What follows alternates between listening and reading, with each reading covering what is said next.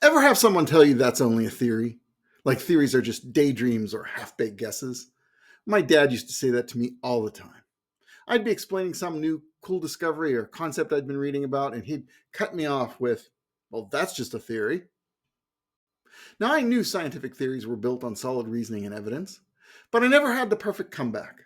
Not until I came across the words of a Swedish chemist who once stared down pirates at sea. That was Baron Jöns Jacob Berzelius.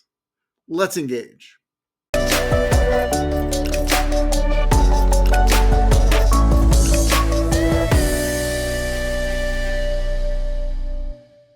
Berzelius was born in 1779, orphaned young, and basically fought his way into science with nothing but grit.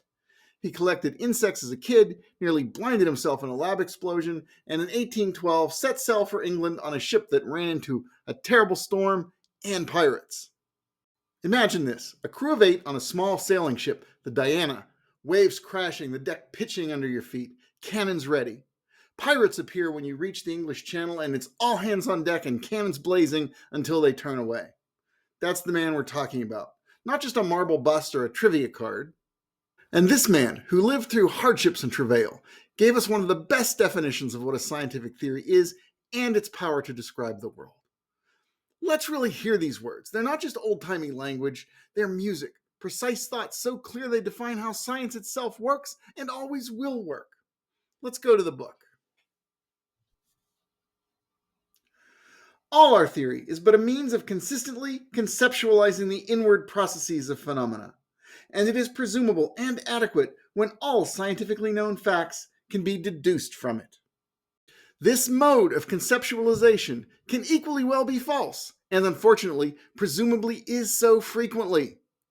Even though at a certain period in the development of science, it may match the purpose just as well as a true theory. Experience is augmented, facts appear which do not agree with it, and one is forced to go in search of a new mode of conceptualization, with which these new facts can be accommodated.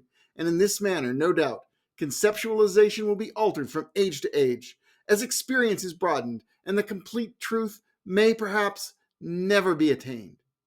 But even if the goal can never be reached, let us never abandon our endeavor to come closer to it. Now those words are delicious. Not dry, not dusty. They're elegant. He's saying theories are our best evolving maps of reality. They're how we understand what's happening beneath the surface of things. And here's the kicker. They might not be true forever, but they're good enough to explain the facts today until new facts appear. Let's see that in action with one of the best scientific stories ever told, Mercury's orbit. Now, Newton's theory of gravity was a masterpiece. It predicted the paths of planets so well that for centuries it seemed unshakable. But Mercury didn't fit perfectly. Its orbit had a tiny wobble, a precession, just 43 arc seconds per century, that Newton couldn't explain. Scientists tried patching the theory. Maybe there was a hidden planet. They called it Vulcan. They searched, but there was nothing there. Then eventually came Einstein with a new mode of conceptualization, just like Berzelius was talking about. He thought gravity isn't a force pulling at a distance, it's the curvature of space-time itself. His equations, when he described this, nailed the phenomenon of Mercury's orbit exactly. Now, Newton wasn't wrong. His theory wasn't wrong. Both were limited by the facts they had at hand and their means of conceptualization. Einstein built on Newton, and one day someone will build on Einstein. A theory is not a guess. It's a framework that organizes facts, makes testable predictions, and adapts when reality speaks up. Bad theories break when they're tested. Good theories grow stronger, or gracefully give way to better theories. Berzelius saw this clearly more than 200 years ago. Theories explain existing facts. They predict new outcomes.